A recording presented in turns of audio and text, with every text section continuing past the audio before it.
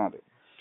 சாபம் கொடுத்திடலாமோ, விதி தம்மை நம்மாலே தடுத்திடலாமோ, கோபம் தொடுத்திடலாமோ, இச்சை கொள்ள கருத்தை கொடுத்திடலாமோ. எல்லாமே மனதை வச்சுதான், மனதுக்குள்ளிட்ட பேசுற மாதிரி தான்.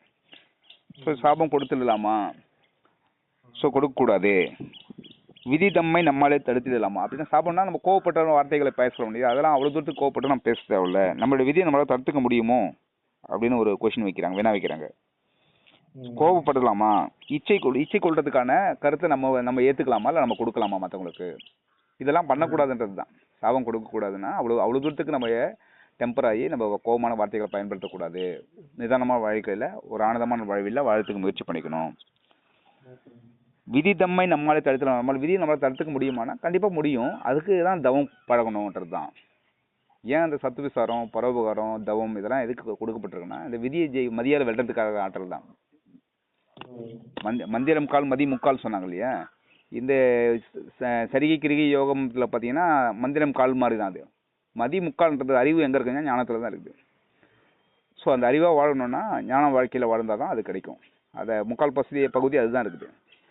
உலகில் இருக்கிறவங்க எல்லாமே அந்த சரிகை நிலையில கிரிகை நிலையிலே வாழ்க்கை ஃபுல்லாக ஓடிடுறாங்க. நீங்கள் போனால் இந்த நேரத்துக்கு போனால் இந்த கோயிலில் இந்த பூஜை பார்க்கலாம், இந்த நாளில் இந்த நேரத்தில் இந்த கிரகக்காரர்களுக்கு இது ஒர்க் பண்ணுதுன்னா அதை வந்து சரிகை நிலையிலே நின்றுறாங்க.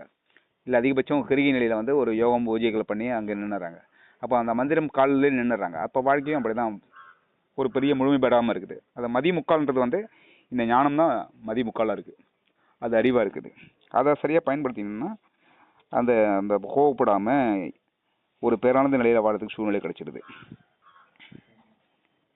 சொல்லறு சூது பொய் மோசம் செய்தால் சுற்றத்தை முற்றாய் துடைத்திடும் நாசம், நல்ல பக்தி விசுவாசம் எந்த நாளும் மனிதர்க்கு நன்மையாய் நேசம்.